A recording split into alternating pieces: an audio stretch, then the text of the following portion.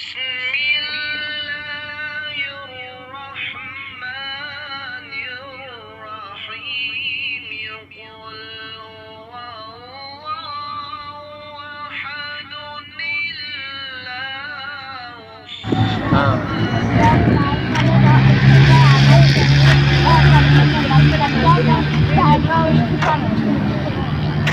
غیبت ہوتی ہے نا، غیبت ہوتا ہے کیا؟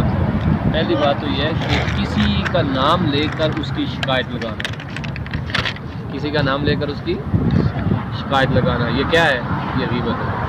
اور غیبت اتنا برا گناہ ہے، اتنا برا گناہ ہے، توبہ توبہ توبہ۔ ابھی ہم چاچو سے پوچھیں گے، چاچو ہمیں بتائیں گے جو غیبت کرتے ہیں نا، ٹھیک ہے، ان کو سزا کیا ملے گی؟ اچھا، غیبت کرنے والے کو جو ہے، ہاں جہنم تو ہے، پکی بات ہے، لیکن جو غیبت کرتا ہے وہ مالٹے کھائے گا، ایپل کھائے گا، بنانا کھائے گا، یا کیا کھائے گا، یہ ہمیں چاچو بتائیں گے بھائی۔ اور پھر پتہ چلے گا کہ جو چیز وہ کھائے گا نا غیبت کرنے والا، چیز بھی اچھی ہے کہ نہیں ہے۔ یہ چاچو بتائے ذرا ہمیں، اللہ تعالیٰ چاچو کی باتیں سنتے ہیں۔ اللہ تعالیٰ ہمارے قرآن میں فرماتا ہے، کیسے کی آیت آپ کو یاد آئے؟ آیت ہے بسم اللہ الرحمن الرحیم، احدکم ان یأکل لحم اخیہ میتا فکرہتموہ۔ اللہ خدا متعال فرماتا ہے، کیا تم میں سے کوئی پسند کرتا ہے کہ اپنے مرے ہوئے بھائی کا گوشت کھائے؟ اللہ کہتا ہے یہ تم پسند نہیں کرتے۔ کیا مطلب؟ یعنی کہ جو بندہ کسی کی غیبت کرتا ہے وہ اگلے جہان جب مر جائے گا تو اپنے مرے ہوئے بھائی کا گوشت کھائے گا۔ بھائی کا گوشت، یعنی اس کا مطلب یہ ہے جو کسی کی شکایت کرتا ہے نام لے کر، ٹھیک ہے، تاکہ اس کی انسلٹ ہو جائے، درست ہے، پھر وہ مومن ہو یا مومنہ ہو، گویا اس نے اپنے بھائی کا گوشت کھایا۔ کیا اپنے بھائی کا گوشت کوئی کھاتا ہے؟ ٹھیک ہے، زندہ بھائی کا گوشت کوئی نہیں کھاتا، تو جو بھائی مر جائے گا اس کا گوشت کون کھائے گا؟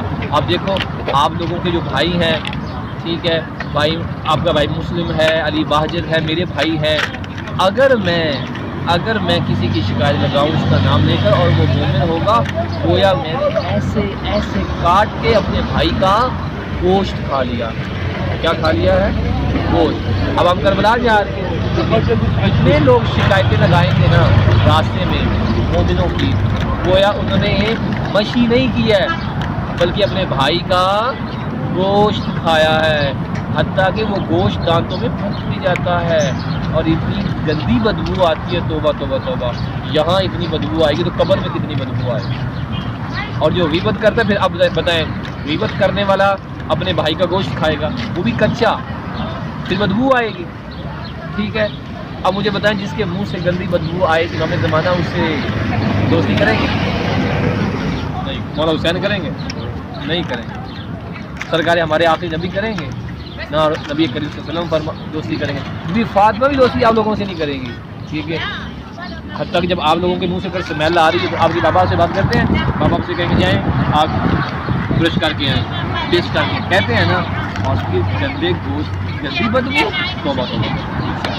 لہٰذا ہمیں غیبت نہیں کرنی، اور اگر غیبت ہو جائے، جس کی غیبت ہو کرے انسان کر چکا ہو، اس کے لیے دعا مانگے، میرے اللہ اسے بھی معاف کر دے اور ہمیں بھی معاف کر دے، ٹھیک ہے۔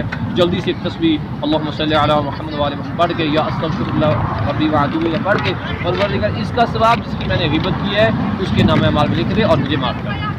ایسے کر دینے سے فائدہ ہے، اور اگر ایسا نہیں کریں گے پھر اچھا سوری، میں نے پہلے آپ کو نہیں بتایا، اب لیکن اب بتا دی، لیکن آپ تو نہیں کرو گی نا پکا؟ چلیں جی، پروردگار ہمیں توفیق دے، ہم کربلا جا رہے ہیں، بچوں سے پیاری پیاری باتیں کر رہے ہیں، پروردگار محمد وآل محمد کی سلامتی دے اور ہمیں ہمارے بچوں کو غیبت جیسے گناہ سے بچنے کی توفیق عطا فرمائے۔ اپنا بہت سارا خیال رکھیے گا، انشاءاللہ آپ ہماری دعاؤں کا حصہ ہیں، آپ بھی ہمیں دعا میں یاد فرمائیے گا۔ والسلام علیکم ورحمۃ اللہ وبرکاتہ۔